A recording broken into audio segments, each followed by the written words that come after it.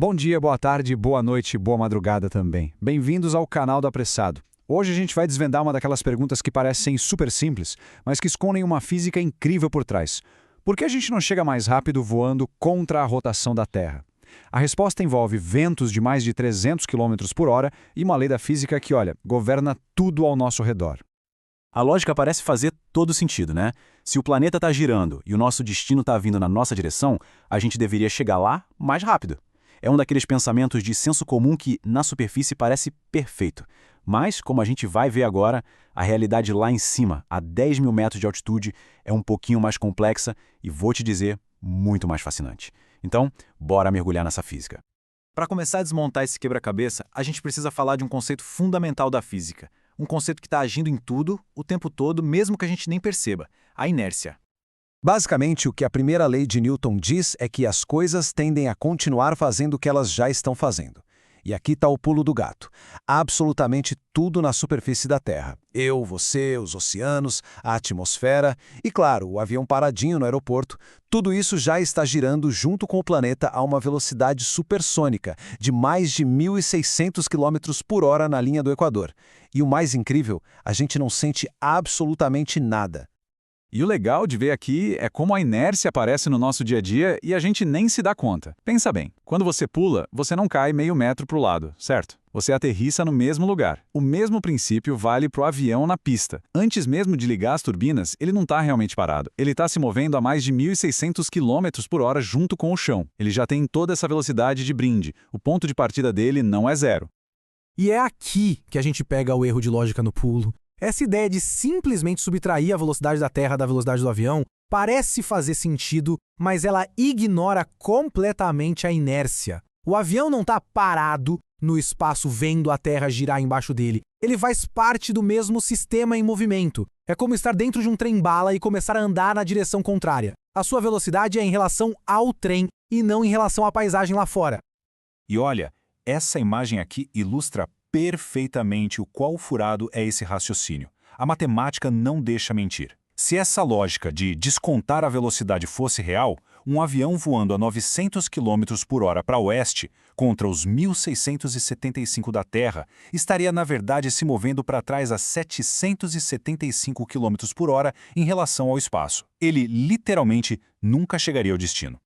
E aqui que a história fica boa de verdade. Porque apesar de tudo que a gente falou, é um fato. Voos no mesmo sentido da rotação da Terra costumam, sim, ser mais rápidos. Se não é a Terra girando por baixo do avião, então, o que diabos está acontecendo lá em cima? A resposta, meus amigos, não está no chão, está no ar.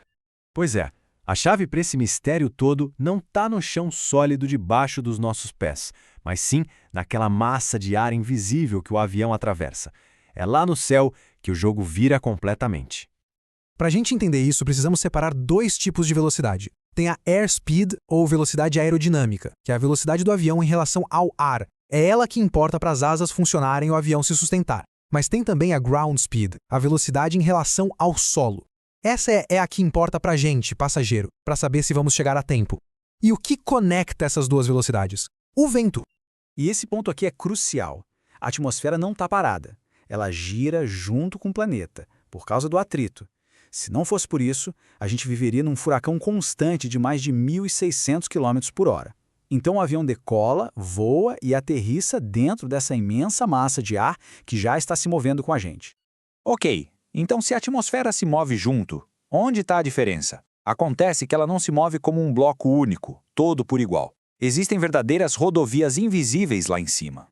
E aqui estão as verdadeiras estrelas do nosso show, as correntes de jato, ou jet streams. Pensa nelas como rios de vento fluindo a altitudes altíssimas, com velocidades que podem passar fácil dos 300, 400 km por hora.